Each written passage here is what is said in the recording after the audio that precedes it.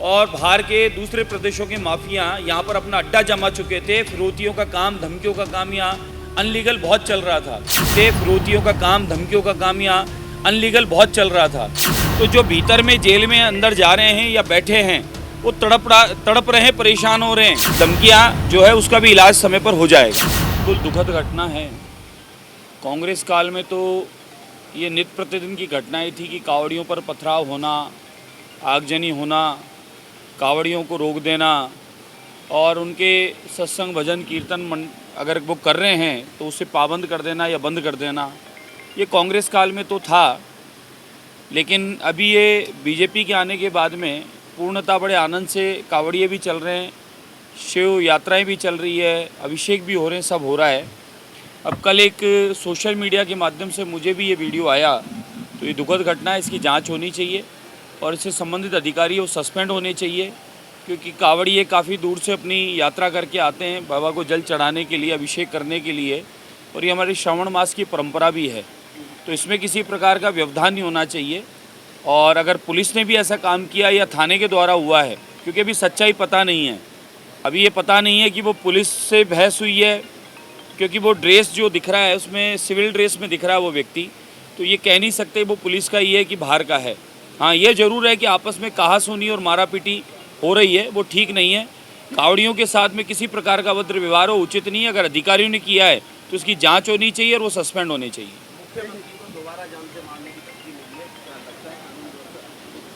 कानून व्यवस्था मजबूत है, लॉ एंड ऑर्डर का पालन हो रहा है।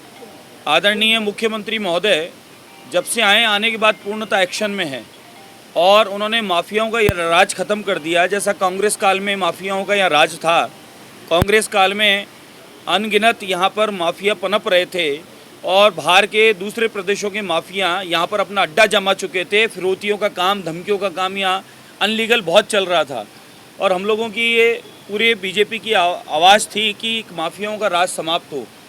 और आदरणीय मुख्यमंत्री आने के बाद में माफियाओं का राज समाप्त हुआ। जिस प्रकार से आप देखेंगे कि मेवात क्षेत्र में जो काम हो रहे थे साइबर क्राइम का, वो समाप्त हुआ। तो कहीं ना कहीं मैं मानता हूं कि माफिया राज समाप्त हो रहा है। तो जो भीतर में जेल में अंदर जा रहे हैं या बैठे हैं वो तड़प रहे हैं, परेशान हो रहे हैं, क्योंकि कहीं ना कहीं मुख्यमंत्री महोदय ने मामला टाइट कर दिया और इनका राज खत्म कर दिया, इनका रोजगार छिन गया। तो इसलिए ये मुख्यमंत्री महोदय को इस प्रकार से धमकियां दे रहे हैं। लेकिन ऐसी धमकियों का कोई फर्क नहीं पड़ने वाला, क्योंकि यहाँ लॉ एंड ऑर्डर है, मजबूत प्रशासन है और सुशासन का राज है। इसलिए ये माने कि ये माफिया ये धमकियां ही हैं, बाकी ये धमकियां जो है उसका भी इलाज समय पर हो जाएगा। एक राजस्थान के स्कूलों में 5 अगस्त को कश्मीर में धारा 370 हटाने को लेकर स्वर्ण मुकुट मस्तक दिवस मनाया जाएगा। बिल्कुल अच्छा विचार है, स्वागत है और होना ही चाहिए। धारा 370 हटी है, जो एक प्रकार से भारत में रहते हुए भी भारत में 2 टुकड़े दिखाए जा रहे थे, तो हटने की खुशी है, प्रसन्नता है। आदरणीय प्रधानमंत्री नरेंद्र मोदी जी के नेतृत्व में और गृह मंत्री अमित शाह जी के नेतृत्व में ऐतिहासिक काम हुआ है और इस काम हुआ है तो इसका स्वागत होना चाहिए, इसका उत्सव होना चाहिए। मुकुट, कश्मीर हमारा मुकुट है, कश्यप ऋषि की धरती है और कश्मीर को देखने पूरी दुनिया आती है। कहा जाता है कि धरती का कोई स्वर्ग है तो कश्मीर है। वह कश्मीर पूर्णतः मुक्त हुआ है और कश्मीर में 370 हटी है, तो एक खुशी का दिवस है।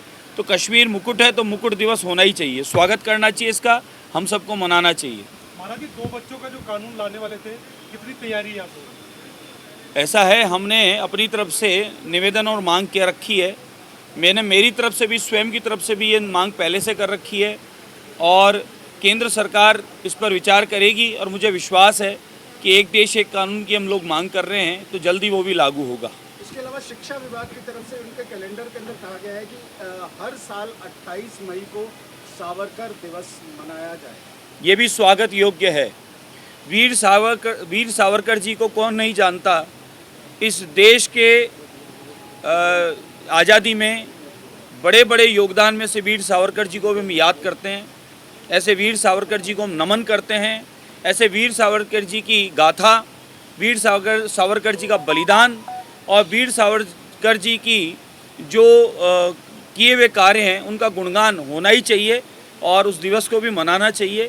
कांग्रेस तो ये चाहती है कि देश की आज़ादी में जिन लोगों का योगदान रहा, जिन लोगों ने देश की आज़ादी को देश को आज़ाद करवाया, समर्पित हुए, प्राण न्यौछावर कर दिए, उन लोगों को नाम नहीं आए। तो कांग्रेस ऐसा चाहती है, लेकिन भारतीय जनता पार्टी वह प्रत्येक आज़ादी की लड़ाई में जो भाग लिया है, छोटे से बड़ा, सभी जाति धर्म का, उन सबका मान सम्मान बढ़ना चाहिए और आने वाली पीढ़ी को इसके बारे में पता चलना चाहिए।